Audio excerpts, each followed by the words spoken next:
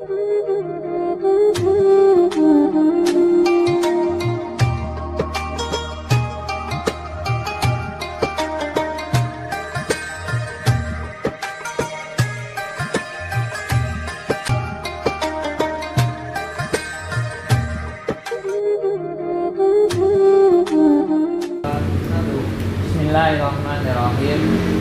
Assalamualaikum warahmatullahi wabarakatuh. Alhamdulillahirabbil alamin allazi lam yalid wa lam yulad.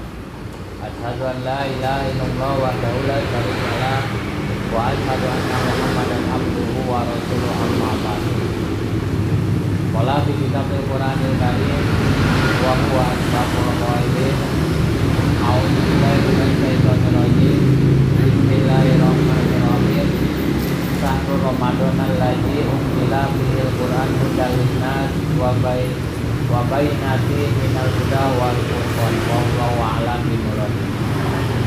Hadirin jamaah yang saya muliakan, pertama-tama marilah kita panjatkan puji dan syukur kepada Allah Subhanahu wa taala yang telah menciptakan, yang telah menjadikan kita sehingga kita hari ini diberikan kesehatan, terutama yaitu sehat iman dan Islam.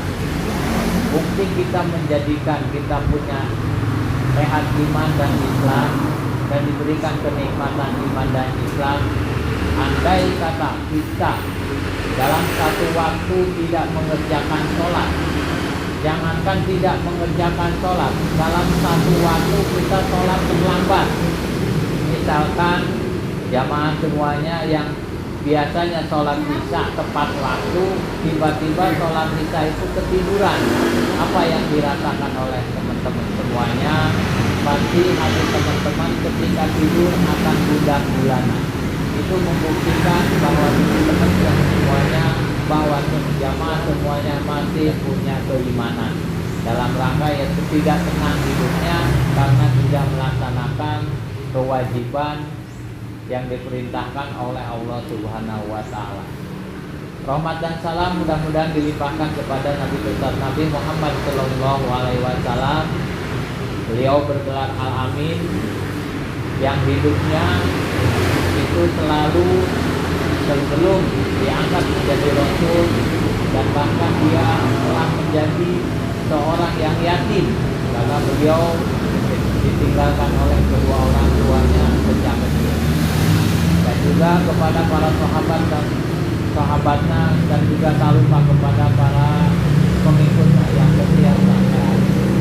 Hadirin jamaah rahimakumullah, di dalam Al-Quran diterangkan innallaha malaikatahu yusholluna 'alan nabi ya ayyuhalladzina amanu shollu 'alaihi wa sallimu taslima. Semua malaikat, semua yang ada di bumi ini selalu membaca sholawat kepada Rasulullah Shallallahu Alaihi Wasallam. Kenapa harus dibacakan sholawat itu? Padahal isi sholawat itu adalah mendoakan kepada Rasul. Bahkan Rasul pun kenapa harus didoakan? Karena Rasul itu udah pasti dia itu masuk surga. Kenapa orang yang udah pasti masuk surga dan disebut kekasih Allah itu selalu didoakan oleh umatnya? Kita ambil sebagai filosofi contohnya, ketika ada air di dalam, kita mau menuangkan air di gelas, dan di gelas itu ada tatakan. Anggap aja ini, maaf kata, Rasul itu gelas yang sudah terisi air penuh, sedangkan kita adalah jamaahnya, yaitu sebagai tatakan. Tentunya rahmat itu selalu dituturkan, air itu dituturkan kepada gelas yang sudah penuh, dan itu akan luber kepada tatakannya atau kepada tempat yang menadangi gelas itu. Kita itu adalah umpamanya, kita itu sebagai umatnya itu adalah seumpama kita tatakannya itu. Tentunya rahmat itu, kita membaca sholawat itu bukan kepada Rasul, tapi hakikatnya adalah buat kita sendiri. Tapi ini adalah perintah Allah Subhanahu wa taala sebagai kita kecintaan kepada Allah, kepada Rasul, yaitu dengan membacakan sholawat. Hadirin jamaah rahimakumullah, kali ini kita pembahasannya adalah tentang mensyariatkan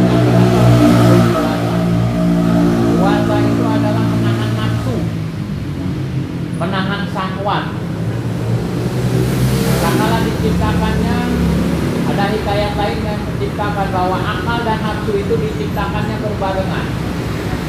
Ketika akal itu menghadap kepada Allah Subhanahu wa taala, ditanya, "Siapakah engkau?" Akal menjawab, "Aku adalah akal." "Siapakah Tuhanmu?" "Tuhanku adalah Allah Subhanahu wa taala." Dan ketika suruh berbalik, dia berbalik. Ketika dia suruh bertasbih, maka bertasbihlah akal. Tetapi ketika nafsu dipanggil oleh Allah Subhanahu wa taala, "Siapakah engkau?" Maka nafsu itu menjawab, "Aku adalah aku." "Berbaliklah kamu, kenapa aku suruh berbalik? Dan siapa Tuhanku?" "Tuhanku adalah aku." Nafsu itu malah menjawab seperti itu. Akhirnya Allah murka dan nafsu itu diundang dalam kelautan yang namanya 100 tahun di dalam neraka jahanam. Tapi nafsu itu ketika diangkat lagi dan ditanya lagi, "Siapakah engkau?" malah menjawab seperti biasa, "Aku adalah aku dan Tuhanku adalah diriku." Akhirnya Allah merendam nafsu itu adalah di dalam 100 tahun, sama seperti di neraka jahanam, di dalam lautan kelaparan.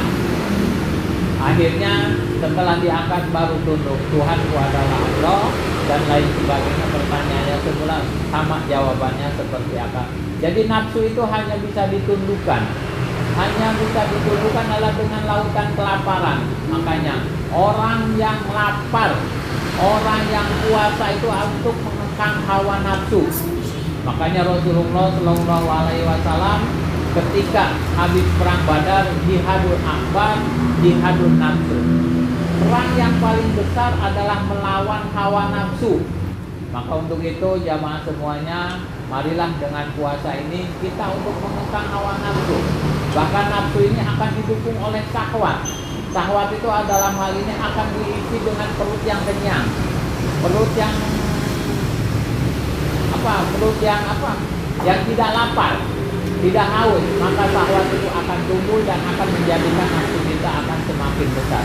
Makanya dengan puasa ini kadang-kadang nafsu kita berkurang dan syahwat kita pun akan berkurang karena kelaparan itu. Jadi dalam hal ini mudah-mudahan bahkan disyariatkannya lagi. Kenapa mesti berpuasa? Puasa disyariatkan pada zaman Nabi Adam.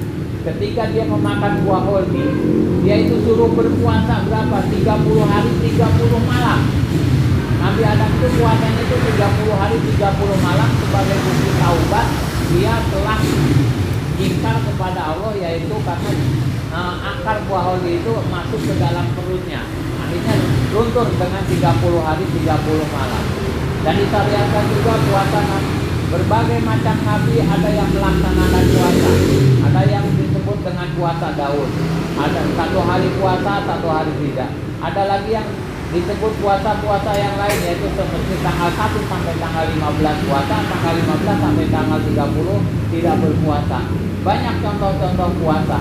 Tapi dalam hal ini kita sebagai umat Rasulullah Shallallahu Alaihi Wasallam hanya disyariatkan puasa dalam 1 bulan itu, yaitu dalam 1 tahun itu, yaitu 30 hari atau 1 bulan. Dan kebanyakan Rasulullah puasa itu adalah 29 hari.